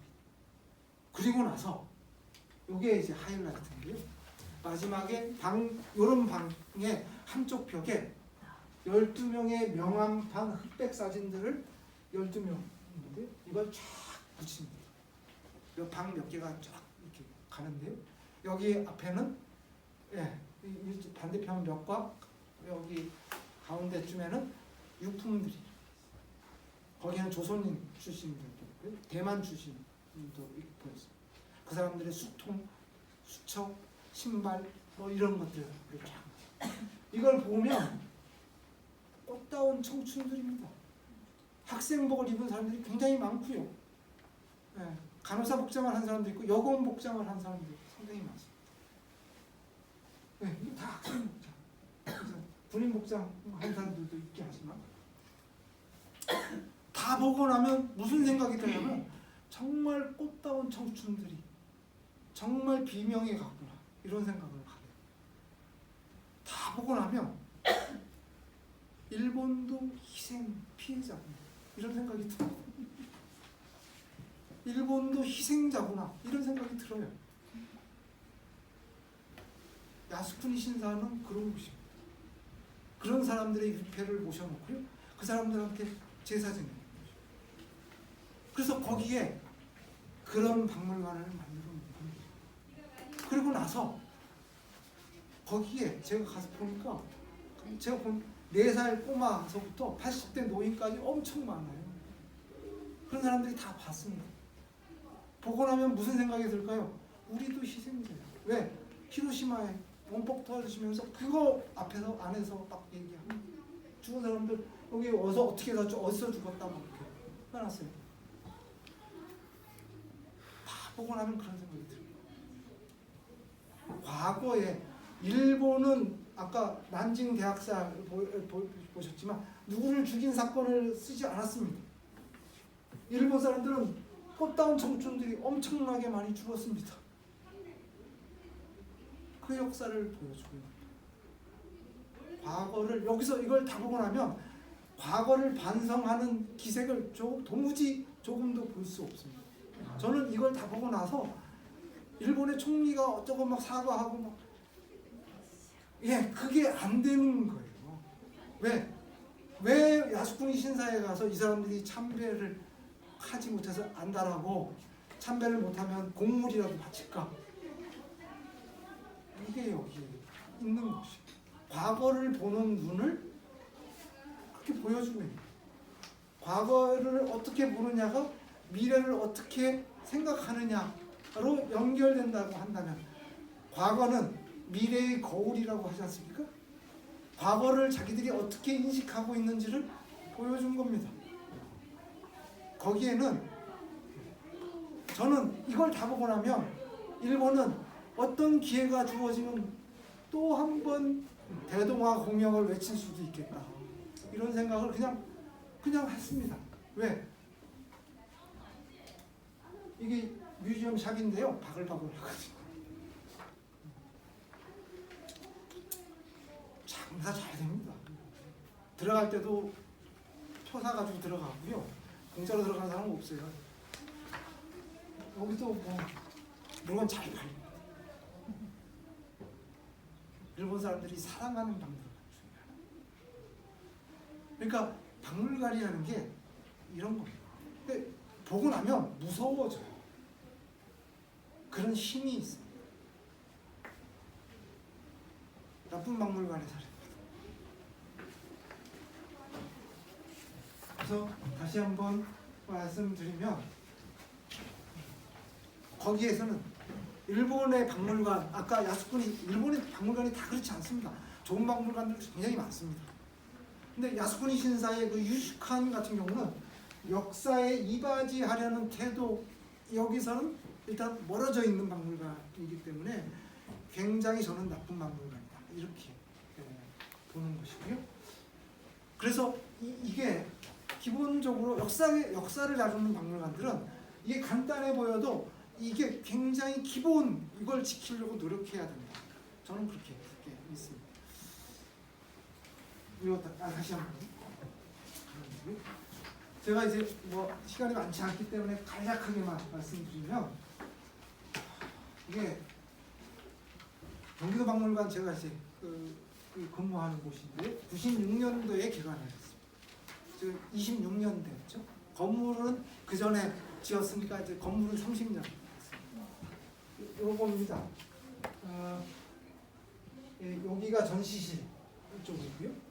여기가 사무실, 상동 쪽인데요. 요거는 수원 화성을 성을 이제 모티브로 했기 때문에 돌로 지었습니다. 여기 뭐 실은 제가 이 건물을 이렇게 와서 이제 와서 근무를 해보니까 이 건물을 30년 전에 정말 잘 지었다. 경기도에서 나름대로 공은 상당히 들였다 하는 거를 새삼 느끼게 되고요. 그래서 이게 어떤 면에서 이거 조금 과장되게 표현하면 근무자로서 자부심을 그러니까 함부로 이게 대충 들어가지 않았다라고 하는 거죠. 나름대로 공을 들였다라고 하는 것에서 부담감도 느끼고요. 그리고 하여튼 그 일종의 자랑스러움 같은 것들을 함께 느끼게 되는데요. 제가 서울시에서 이제 한성백제박물관 관장으로 있다가 갑자기 이제 어느 날 잘렸습니다. 그래가지고 이제 그러고 나서 한 6개월 뒤에 이제 경기도 박물관에 관장으로 가게 됐는데 갈 때 가고 나서 한 2, 3일 지나가서 보니까 이제 예전에 알던 사람들이 저한테 전화를 해가지고 가서 어떻게 3일 정도 됐는데 가보니까 어떻습니까? 하고 저한테 물어봤어요. 그래서 제가 몇 사람한테 그런 똑같은 얘기를 했는데요. 이게 잡초우거진 종가의 시집온 며느리 기분입니다. 이렇게 표현했습니다. 왜냐하면 제가 근무했던 한성백제박물관은 이제 지은 지 이제 10년밖에 안 됐고 근무자가 거기 앉는 직원이 160명. 그만큼 뭐 박물관에 160명이나 필요해 이렇게 생각할 수 있지만 분관이 물론 있어요. 분관이 하나 있어서 나와서 확인하는데 그렇게 많이 필요 없는 박물관에요. 딱 출근하면 9시에 출근해가지고 9시 반 시간 딱 되잖아요. 그러면 기본적으로 17명, 18명이 수장고로 내려갑니다. 하루 종일 그 사람들은 수장고에서 그렇게 하는 거예요. 근데 1시간 반 하다가 1시간 반이나 2시간 하다가 올라와가지고 쉬고 한 30분 쉬고 다시 내려가가지고 하는 겁니다. 뭐 하겠습니까? 쟁일 유물 가지고 이리 뜯어보고 저리 뜯어보고 사진 찍고 자료 재고 이렇게 하는 거죠. 그림 어떤 거는 그림 그리고 이렇게. 그거를 매일 합니다. 적어도 17명. 매일 365일 중에 쉬는 날 토요일 일요일 빼고 5일은 기본적으로 그거 일을.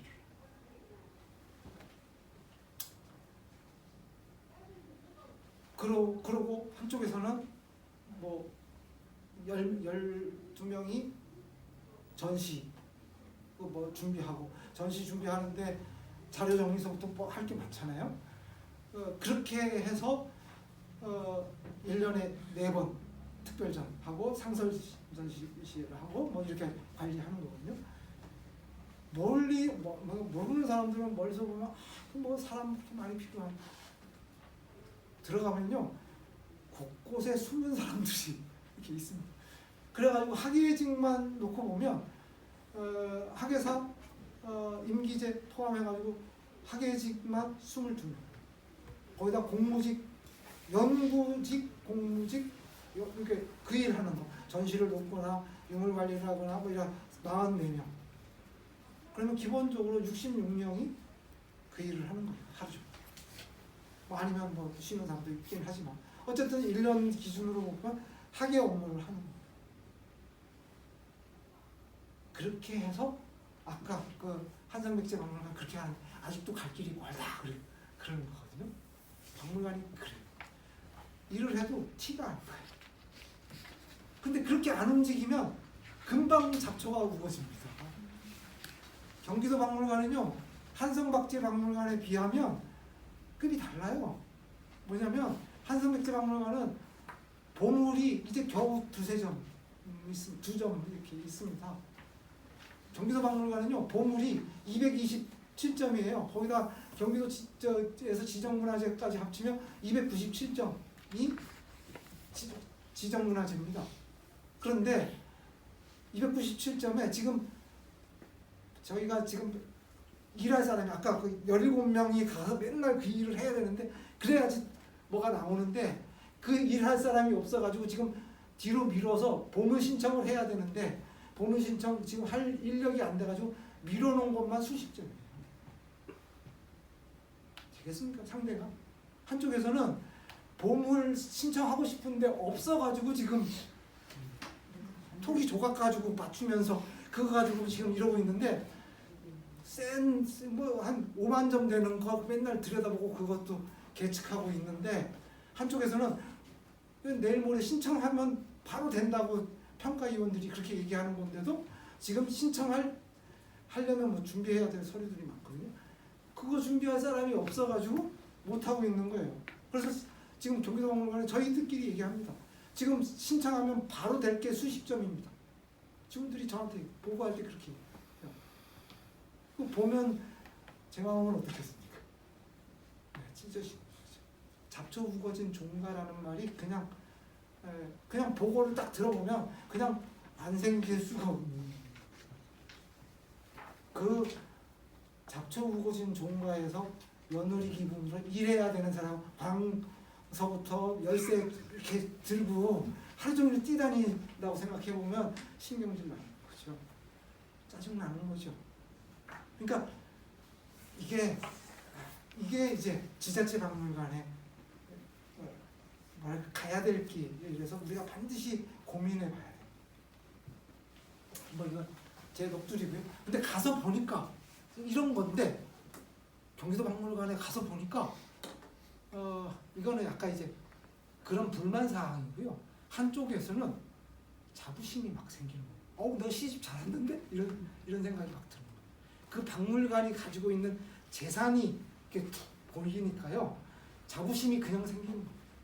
내가 딴 데도 아니고 그냥 어느 그냥 이런 허접한 집안에 시집 온 게 아니라 그래도 이런 뼈대 굵은 집안에 이런 데 와 있다라고 하는 그런 자부심이 막 생기는 거죠. 그런 것이 실은 내용에서 나오고요. 가지고 있는 유물에서 나오고 또 하나는 건물에서도 나옵니다. 이게 묘하더라고요.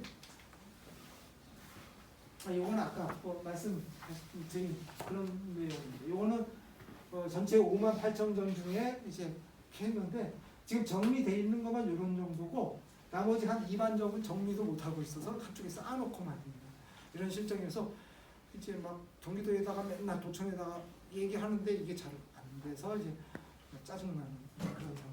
근데 그렇게 되면 이제 자부심이 자꾸만 이게 며느리 못 참겠는데 이제 이렇게 생각이 이제 드는 거죠. 예. 박물관은 전체적으로 순서대로 역사로 놓고 보면 이렇게 돼 있지만 여기다 이제 기증실 이렇게 있고 전체적으로 한 5개 전시실이 있습니다.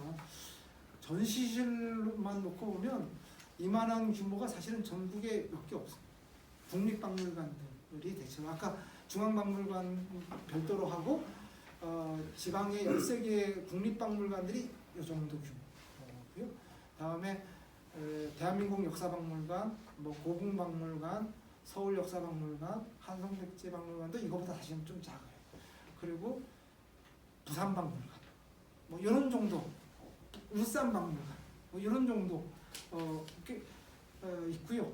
근데 그걸 가지고 있으면 선수들끼리는 대충 이제 견적이 나오니까 그 도시의 이미지를 거기 안에서 이렇게 판단하기도 하고 하죠. 근데 이게 되게 중요한 게 그 어느 조건을 딱 갖추면 유물을 빌려주는 태도가 다릅니다. 네? 그러니까 특별전을 딱 하잖아요. 특별전을 딱 할 때 가지고 있는 유물만 가지고 전시를 못 하잖아요. 딴 데서 빌려달라고 하죠. 빌려달라고 할 때 상대방의 태도가 달라요. 제가 한성백제박물관에 있었잖아요. 거기 있을 때 빌려주세요. 그러면 뭐 좀 이런 핑계 저런 핑계 대고 잘 안 빌려주려고 하는 태도가 맨날 나오는 게 아니라 좀 간혹 있습니다. 경기도 박물관에 와서 하는데 인력도 적고 여건도 다른데 안 좋은데 이렇게 하면 훨씬 더 호의적입니다. 태도가 달라요. 종가는 종가 거예요. 이제 경기도 박물관에 그렇게 할 수 있는 거는 사실은 평택에서도 상당히 공헌한 바가 있죠. 평택의 문화재 중에 또 상당히 또 그럴 만한 자랑할 만한 것들이 이제 경기도 박물관에 또 있기도 합니다. 전시실에도 있고 뭐 수장고도 있고 있습니다만 그런데 저희 경기도 박물관이 자랑하는 유물이 되게 세 파트가 있어요. 뭐냐면 이제 여기서도 좀 약간 염두에 두실 필요가 있는데요. 경기도 박물관에 가니까 이게 메시지를 만드는 게 되게 중요하거든요. 박물관은. 근데 그 메시지는 유물에서 되게 많이 나오고 이제 보여주기가 쉬운데 경기도 박물관은 첫 번째 청자백자가 좋은 청자백자가 굉장히 많습니다. 그 사람들이 잘 모르는데 백자는 조선시대에 처음 만들어진 게 아니라 고려시대에 처음 만들어져요. 거의 청자와 백자가 거의 같은 시기에 만들어져요. 10세기. 이럴 때 주로 중국의 기술이 어디에 와서 많이 처음에 만들어지냐면 경기도에서 만들어져요. 용인 지역 여기서 좀 만들어져요. 청자, 백자가 같이 만들어져요. 그러다가 청자 도요지가 점점 밑으로 내려가게 되죠. 그래서 나중에 강진까지 이제 가서 거기서 그냥 좋은 흙하고 뭐 관계가 되기 때문에 거기 가서 이제 자리 잡게 되고 또 전란 때문에도 가게 되고 이제 그렇게 여러 가지가 있는데 초창기에 청자를 주로 만들었던 데가 여기 황해도 일부하고 여기입니다. 경기도. 백자는 경기도 용인 지역에서 백자를 처음 본격적으로 생산했다고 보여지고 있고요. 그래서 좋은 초창기 고려 시대의 백자들이 용인 지역에서 많이 출토했어요. 그래서 그렇기 때문에 경기도 박물관에 청자, 백자 좋은 유물들이 많습니다. 이건 그냥 생긴 게 아니라 경기도가 그런 정체성을 가지고 있기 때문에 의도적으로 모은 거죠. 사기도 하고 기증도 받으려고 열심히 이렇게 했고 그렇게 해서 결과적으로는 그 정체성에 역사적 정체성에 부합하는 유물들을 가지게 됐습니다. 그러니까 이제 큰 소리 칠 수 있는 거죠. 또 하나는 초상화가 많습니다. 왜냐하면 조선시대 경기 지역의 사대부들이 경기 사대부들이 한양에 들어가기 전에 여기서 다 한 가닥씩 다들 하는 사람들이 곳곳에 있잖아요. 여기 평택도 있죠. 그래가지고 그 공신들 같은 경우는 국가에서 왕이 초상화 그리기 해가지고 선물로 주지 않습니까? 근데 이게 국가에서 이렇게 해서 하는 거니까 수준도 높고 그래가지고 초상화 공신들 초상화는 이렇게 웬만하면 보물로 지정될 가능성이 대단히 높습니다, 사실은. 그래가지고 보물들 중에 초상화가 엄청 많아요. 왜 뭐 그런 문중들이 가지고 있다가 관리가 안 되니까 박물관에서 다 기증. 그래서 경기도 박물관에 이 경기권에 있었던 문중들에서 기증한 이건 초상화는 대부분 기증입니다. 그래가지고 기증받은 초상화들이 엄청 많습니다. 보물 중에 상당수가. 또 하나는 그 문중에서 선산들이 있잖아요. 거기서 이제 묘역을 이렇게 하다가 이장을 한다든지 도시개발로 이렇게 옮기는 경우도 있고 이러면서 무덤을 이렇게 정리한다든지 뭐 이렇게 하면서 거기서 이제 조선시대 무덤 미리 팔 때부터 이제 이장할 때 미리 박물관하고 협의를 합니다. 요즘은 다. 그래서 발굴하듯이 이렇게 딱 발굴을 하거든요. 해보면 거기서 조선시대 복식들이 굉장히 많아요. 근데 그 복식들은 조선 전기로 올라가면 귀한 복식들이 굉장히 많아요.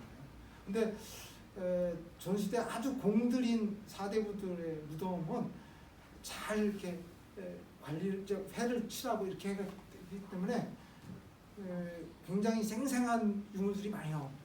출토복식이라고 하는데요.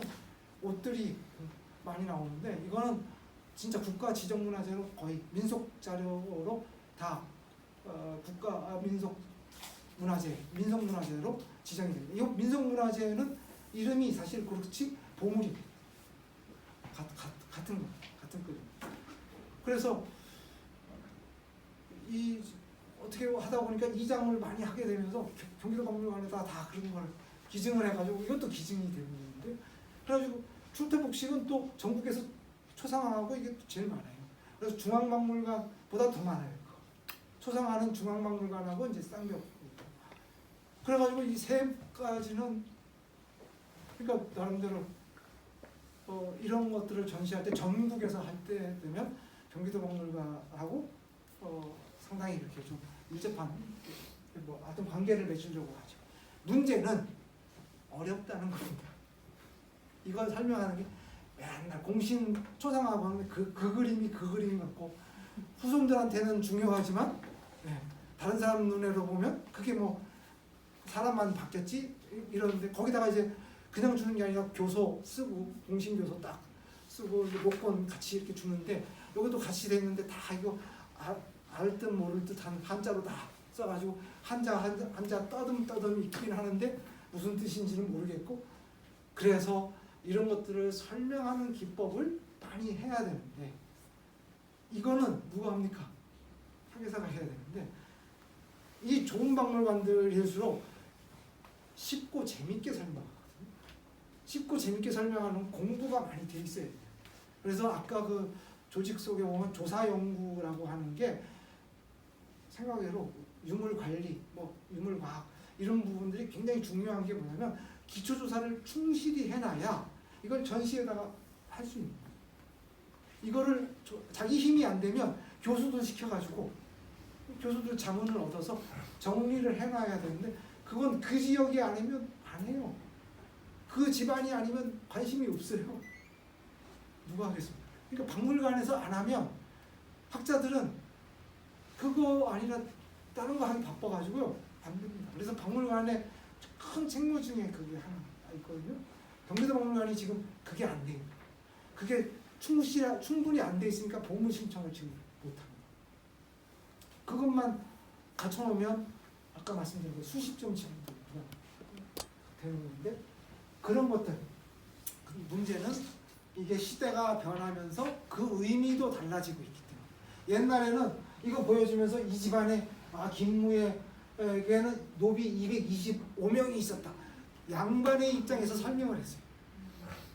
요즘은 그렇게만 못합니다. 왜냐면 거기 할 때 김무라는 사람이 아들 딸한테 나눠줄 때 여기 조선 전기이기 때문에 준등 배분을 했거든요.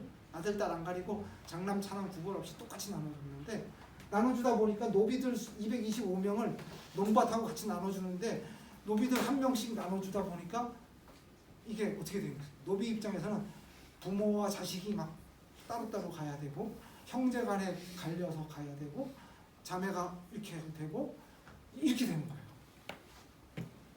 예전에는 나눠주는 입장에서 설명을 했는데 요새는 나눠지는 사람 노비의 입장도 이제 설명을 해야 되는 뭐 이런 부분들이 있거든요. 그러니까 기본적으로 고민해야 되는 지점들이 많아지는 사회, 다양한 사회가 됐기 때문에 그만큼 교활해지는 것과 함께 고려해야 될 부분들이 굉장히 많은 사회에 우리가 지금 살고 있고 거기에 맞춰서 박물관이 가야 될 길이 멀다. 뒤에 뭐 있지만 뭐 이런 내용들을 조금 더 설명하는 거니까 이거는 그냥 다른 시간이 있더군요. 그래서 그런 시간에 같이 한번 고민하시고 생각해 보셨으면 좋겠습니다. 오늘 시간 다 됐기 때문에 제가 여기서 여기까지 일단 하겠습니다. 질문 혹시 질문 받아야 되나요? 예, 아마 저기 뒤에 보니까 일정들이 아니 저기 다섯 번이라서 내용들은 일부 겹치는 부분들이 있을 겁니다. 그래서 그때 같이 한번 질문해서 서로 의견을 나눠보시면. 일단은 하나만 네. 짧게 그 서울에 계셨을 때는 이제 서울시 직영 박물관이지 않았습니까? 경기도는 또 이제 경기문화재단 소속의 어떤 위탁 박물관인데 짧게 뭐 길게 가지고 그 차이점이나 어떤 장단. 네, 일단 직영 사업소는 공무원이죠. 그리고 지금 저희 경기문화재단은 재단이기 때문에 출연금은 예산은 도에서 줍니다만은 이게 보니까 역시 그래도 뭐 사업소긴 해도 우리 행랑채에 살고 있는 사람하고 집 바깥에 대문 바깥에 살고 있는 사람하고 이게 주는 게 달라요. 아무래도 그래서 예산이나 인력에서 큰 차이가 일단 벌이는데요. 저는 만약에 해야 된다 그러면은 규모가 작은 박물관일수록 그러니까 작은 지역 사람 수나 이렇게 이제 직원이 많을 수가 없는 박물관일수록 직영이 맞다고 생각합니다. 왜냐하면 직영을 해야 기본적으로 이렇게 누수가 적어요. 그리고 일종의 지원책이 굉장히 좀 많아질 수 있고요. 여러 가지 규모가 크면 그래도 뭐 조금 떼 먹어도 뭐 바깥으로 좀딴데 떼먹는다는 게 누가 가져가는 게 아니라 다른 데다가 이제 쓰는 뭐 그런 몫이 있다 하더라도 목적성에서 보면 그래도 뭐 좀 그래도 좀 남는 부분이 있는데 그래도 뼈는 남는데 줄기는 남는데 규모가 작은 데가 있어요. 그러니까 경기도 박물관은 그나마 그래도 지냈는데요. 하남 역사박물관이 있습니다. 하남시에서 운영하는 재단 소속의 박물관이 있는데요. 저는 그곳을 보면 거기 직원들은 진짜 엄청 열심히 고생합니다. 근데 고생한 만큼의 뭔가 이직률도 높고요. 그래서 박물관은 어떤 면에서 그 박물관의 역할을 제대로 하려면 저는 그 재단은 좀 정말 신중하게 생각해야 되고 신중해야 된다는 건 되도록 안 하는 방향으로 하는 것이 우리 현실에서는 맞다. 해서 좋은 사례가 아직은 없기 때문에 경기도 박물관도 그렇게 했기 때문에 지금 사실은 효과를 상대적으로 잘 못 거두고 있는 그런 대표적인 사례고요. 제가 서울에 있을 때는 경기도 박물관 망했다고 제가 얘기했어요. 그러니까 서울시에다 보고하거나 뭐 토론하거나 할 때는 경기도 박물관 망했지 않습니까? 이런 그런 사례. 그래서 서울시에서도 계속 재단화가 나와요. 맞아, 재단 얘기가 나오는데 그러면 안 된다 할 때 경기도 박물관 얘기를 했거든요. 그래서 제가 가서 봤더니 아까 그거예요. 잡초 우거진 종가. 그러니까 내가 가서 보니까 망한 건 아닌데 애정을 담아서 보니까 이제 그런 건데 바깥에서 보면 그렇게 해도 볼 수 있을 정도로 그렇게 이제 무시당. 그러니까 가진 역량만큼을 인정을 못 받는 거죠. 지금은 이제 제가 예전에 성급하게 말했던 거를 좀 후회합니다만 그래도 아쉬운 거는 분명히 있습니다. 그러니까 그런 망했다라고 표현하는 사람들한테 당신이 잘못 얘기했어라고 감정적으로 얘기할 수 없는 그런 아픈 사정들이 있습니다. 단문으로 몇 가지만 여쭤볼게요. 그 연간 전체 예산이 얼마나 되고 유물구입비가 얼마나 정도 돼요? 경기도 박물관 사례는 제가 말씀드리고 싶지가 않아서 그런데 제가 앞에 근무했던 한성백제 박물관하고 거기가 국립박물관 지방 분관들보다 예산이 더 많아요. 근데 한 해에 사업비가 60억 그리고 인건비 아까 160명이라고 했잖아요. 인건비 중에 일부는 서울시청에서 하고 박물관에서 하는 거는 한 140명대 정도만 하는데 140명을 할 때 인건비가 직원들 월급이죠. 60억 정도. 그러니까 기본적으로 사업비와 인건비가 50대 50 정도. 박물관이 웬만하면 그렇게 하는 게 큰 탈이 없는 거고 웬만하면은 그렇게 하고요. 지금 제가 웬만한 역할을 하고 있는 박물관들 이제 60억은 사실 조금 사업비 치고는 여유 있는 정도고요. 지방에 있는 박물관들 했을 때 약간 빠듯하지만 그래도 큰 불만 없이 가는 규모들이 대충 어떻게 되냐면 사업비가 약 30억이면 뭐 그래도 제 역할 한다 하는 그런 평가들을 받고 있고요. 제가 이제 여쭙고 싶은 거는 이제 유물구입비가 어느 정도 규모인지에 대해서를 여쭙기보다는 갑자기 출토 유물, 복식 유물이라든지 보존 처리가 급박한 것들 있잖아요. 아니면 이제 꼭 경기도에서 필요한 건데 긴급하게 구입해야 되는데 막 보물급이라 뭐 억대가 넘어간다든지 이런 거는 어떤 방식으로 다 구입을 해요? 구입을 하거나 아니면 보존 처리 긴급 예산을 필요로 할 때. 그거는 이제 사례들이 몇 개 있긴 한데 방식이 조금씩 다르긴 한데 미리 돈을 예산을 해놓으면 불용되는 경우거나 이월해야 되는 경우가 상당히 생겨가지고 대체로는 미리 얘기를 해서 협의한 다음에 내년 예산에다 반영하는 형태로 시간이 많이 걸리죠. 그런데 보물급이라 지금 선생님 말씀하신 그런 좀 좋은 유물로 분류되는 것들은 대개의 경우 이제 구입하기에는 좀 부담되는 경우가 대단히 많아서 많이 쓰는 방법들이 하나 뭐냐면 기증을 받고 기증받는 거에 유상 이제 보상을 합니다. 그러니까 무상 기증과 유상 기증이 있는데 유상 기증을 하게 되면 보통 10%에서 20% 정도 평가액에 그런 이제 그 기증 사례금을 드리거든요. 그런 방법들을 제일 많이 씁니다. 이제 그리고 또 좀 살만하신 분들은 진짜로 나는 유상 필요 없다. 진짜 뭐 해도 억대로 나오는 것도 있어도 나는 유상 필요 없고 무상하다 이런 분들이 꽤 있어요.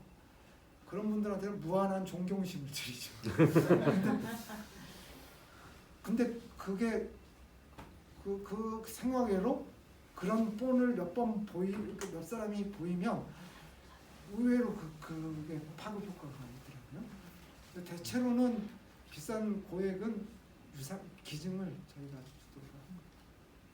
초창기에 구입을 했는데 그게 잘 아시지만 여러 가지 좀 구입하면 이제 뒤에 뒷얘기들도 많고 이래가지고 요즘은 저희는 그냥 저기 옥션에 가서 경매하는 곳에 이제 전문가들하고 같이 평가해서 사전에 그렇게 해서 이제 경매 구입하는데 그런 것들을 그렇게 많이 하지는 않습니다.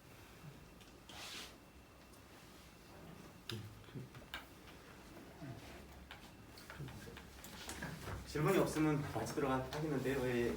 좋은 박물관을 만드는 과정 그리고 정체성에 대해서 잘 설명해 주신 것 같습니다. 김기섭 관장님께 다시 한번 박수 드리겠습니다. 감사합니다.